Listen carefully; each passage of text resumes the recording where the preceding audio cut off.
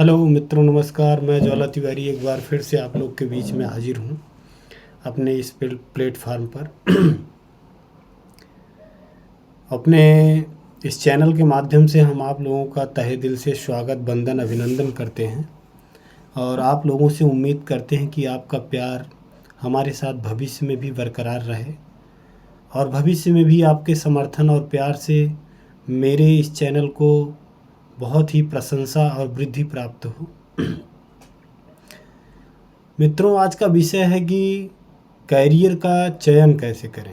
जैसे अमूमन युवा इसी संशय में पड़ा हुआ है कि हम किस क्षेत्र में जाएं और कैसा काम करें कि हमको बहुत जल्दी अपने मेहनत का प्रतिफल प्राप्त होने लगे और जिस काम को करने में मुझे सरलता हो और जिस काम को करने में मुझे चुनौतियों का कम से कम सामना करना पड़े और जिस काम में मुझे अधिक से अधिक लाभ हो।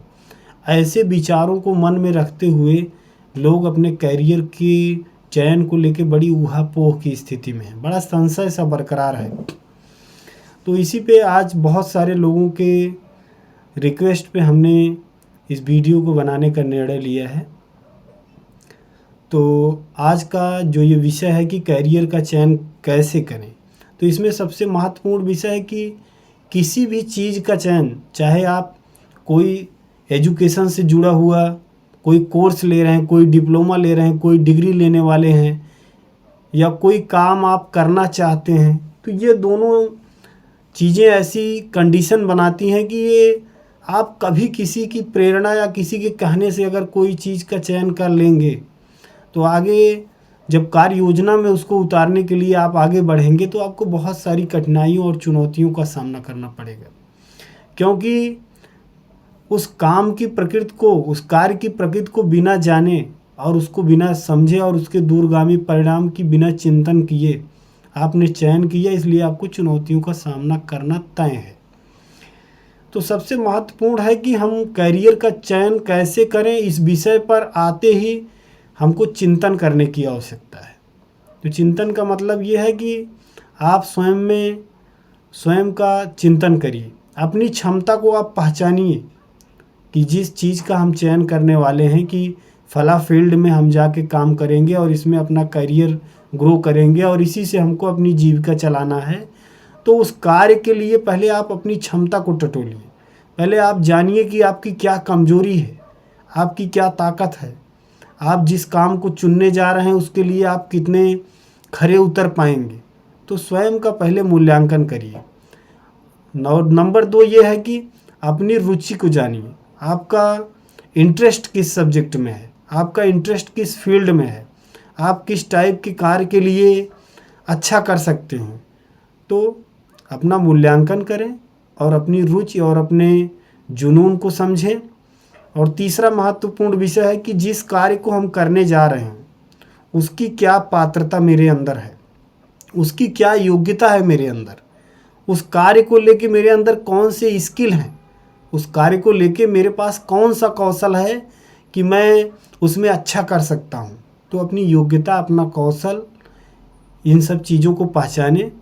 और जो अगला बिंदु है वो ये है कि आप जिस कार्य को करने के लिए अपने मन में कल्पना कर रहे हैं, जिस कार्य को करने के लिए आप सपने बुन रहे हैं, उसके बारे में आप ये भी सोचिए कि उस कार्य का भविष्य क्या है, उस कार्य की दूरगामी भविष्य की योजना क्या है, या उस कार्य का आउटपुट क्या होगा और उस कार्य का प्रोडक्शन क्या है, या उस कार्य की उत्पादकता क्या है, उससे हमें क्या प्राप्त हो सकता है और कितने समय तक प्राप्त हो सकता है और उसकी क्या व्यवस्था होगी। और जो अगला बिंदु है ये है कि उस कार्य की चुनौतियां क्या हैं। हम जिस फील्ड में कार्य करने के लिए अपने आप को सोच रहे हैं या अपने आप को महसूस कर रहे हैं, तो उस कार्य के लिए हमको किन किन चुनौतियों से मुखातिब होना पड़ेगा, इस विषय पर भी अपना आप ध्यान केंद्रित करिए। इन सब बिंदुओं को ध्यान में रखते हुए कि हमारा उस कार्य में इंटरेस्ट कितना है, उसमें हमारा जुनून कितना है, उसमें हमारी योग्यता कितनी है, उसमें हमारा स्वयं का पेशेंस कितना है और उस कार्य को करने में हमें किन किन चुनौतियों का सामना करना पड़ेगा और उस कार्य के लिए हमें क्या क्या योजनाएं बनानी पड़ेगी, इन सब चीज़ों के उत्तर अधिकांशतः आपके पक्ष में आए। इस चीज़ से आप जब संतुष्ट हो जाइए तो उसी कार्य का ही आप चयन करिए। बाकी किसी के बताए हुए से या किसी चीज़ को सुन के कार्य करने में अधिकांशतः लोग असफल हो जाते हैं। इसलिए आप कोई भी चीज़ का चयन करेंगे तो उसका मूल्यांकन भी करना आपका ही कर्तव्य है। और अगर आप ऐसी प्रक्रियाओं से गुजरते हैं तो आपको कैरियर चयन में बहुत ही सहायता मिलेगी और बहुत रियायत मिलेगी और आसानी से ही आप उस क्षेत्र में अपने आप को प्रतिष्ठित कर पाएंगे। इसी विश्वास के साथ मैं अपने इन विचारों को आपके बीच में साझा कर रहा हूँ। अगर आपको मेरे इस कंटेंट में कुछ भी निगेटिव लगे तो आप मुझे कमेंट करके अवश्य बताएं। बाकी आप लोगों के प्यार के लिए मैं आप सबको बहुत बहुत आभारी हूँ और आप सबका आभार प्रकट करता हूँ। इसी के